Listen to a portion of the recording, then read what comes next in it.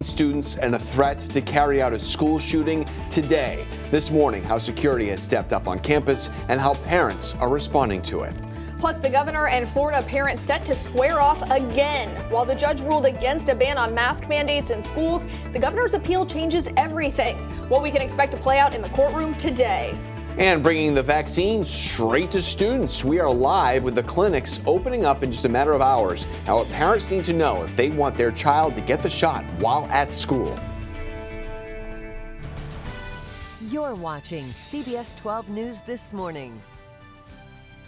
Hey there, happy hump day, everybody. I'm Matt Lincoln. Good morning. I'm Sam Kerrigan in for Ashley Glass. We will get to our biggest stories of the morning in just a few minutes, but first let's check in with Zach and a look at our forecast. All right, good morning, Sam and Matt. Good morning to everybody at home getting ready to hit the roadways for work, take the kids to school. You're good to go overall. No weather-related concerns on the East Coast. Few coastal showers along the West Coast. That is going to be the start of what will become the West Coast sea breeze working its way inland. And that's going to meet the East Coast sea breeze once again, leading to shower and storm development this afternoon. Meanwhile, we have this huge area of kind of discombobulated weather in the northern Gulf. That is Invest 91L, Tropical Depression 15E in the EPAC. I'll talk about how both systems are related to one another in a little bit and how that impacts Florida's weather coming up over the next several days. Meanwhile, here we'll talk about partly cloudy skies this morning, giving way to those showers and storms potentially as early as noon. We'll have about a 20% shot by then as temperatures warm into the upper 80s to around 90 this afternoon. We'll go over the timing of those showers and storms and why I think a flood advisory or two cannot be ruled out this afternoon. That's still ahead in just a little bit. Guys. Thanks, Zach. 6:02 is the time now. Checking in on our roads. In Fort Pierce, we are looking good right now. I-95 and the Turnpike running up to speed as you head out there along the Treasure Coast. Traffic Tracker also keeping an eye on our drive in Palm Beach County right now. This is a look as we head north on the interstate up through northern Palm Beach County.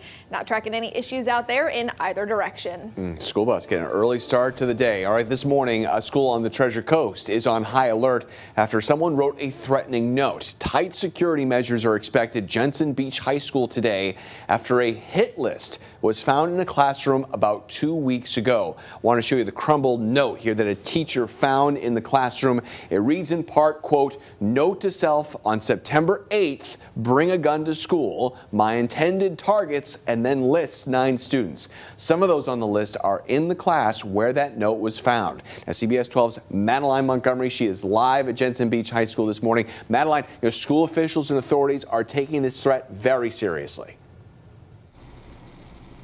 That's right, Matt. We've already seen deputies driving by the campus, and that's because of this enhanced security that they're saying is going to be going on all day here. And that's because the sheriff says this is something that he is not taking lightly.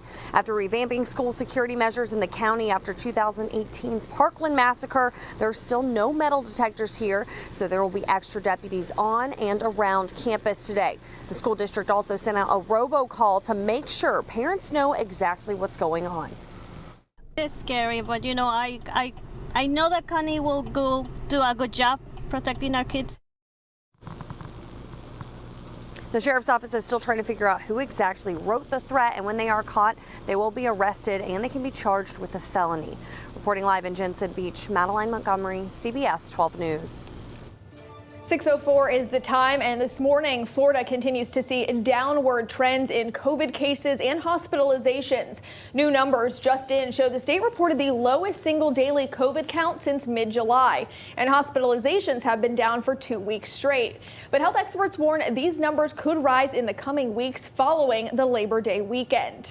This all comes as the American Academy of Pediatrics reported the most COVID cases among kids since the start of the pandemic. More than 250,000 cases were reported last week, 50,000 more than the previous week. Well, 6:05, and as we have seen that rise in COVID cases among kids reflect across our local school districts, something that's led districts like Palm Beach and Indian River County to impose mask mandates.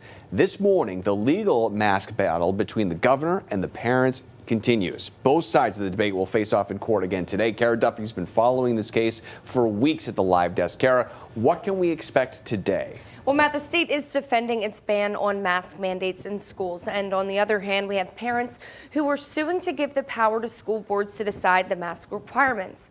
All of this comes as the state judge ruled a few weeks ago that the state's ban on mask mandates broke the law.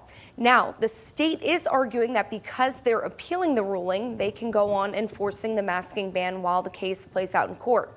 The same parents who tried to overturn that mask mandate ban, well, they're now asking a judge to stop the state from being able to enforce the ban while all of these legal challenges play out. Now, that could give some relief to districts like Palm Beach County who've gone against the governor's order by making their students wear masks. They are just one of about a dozen school districts across the state currently defying the governor and mandating masks right now. That list could still grow as more districts take on the debate in school board meetings unfolding all of this week. Matt. All right, Kara, thank you. And starting today, vaccines will begin to be available to students in Palm Beach County while they are at school. This is a live look at Jupiter Community High School, where in just hours, a mobile vaccination clinic will open for students over 12 years old. And vaccinations at Jupiter Community High School start at 8 this morning and run until 11 a.m. There'll be another clinic at Dwyer High School in Palm Beach Gardens from 1 until 5. Listen, you students, you need permission to get the vaccine at the sites. There's a full schedule for schools in the county where these clinics will be available this month. You can check it out right now at CBS12.com. And in just hours, COVID-19 testing sites will open at St. Lucie Public Schools for students and staff. Testing will be at Fort Pierce Central High School starting at 8 o'clock this morning and Manatee Academy in Port St. Lucie at 8:30. More sites are expected to open in the coming days. Parents must be with students who are under 18. 6:07 is the time right now, and still ahead this morning, a young mother murdered, and authorities say it was at the hands of a family friend. The victim even setting up a past fundraiser to help her accused killer. What else we've just uncovered about this chilling crime? Plus, video that will make a parent's heart stop. A man stealing a woman's car with her 2-year-old in the back seat. How this South Florida mother took matters into her own hands and tracked down the suspect herself.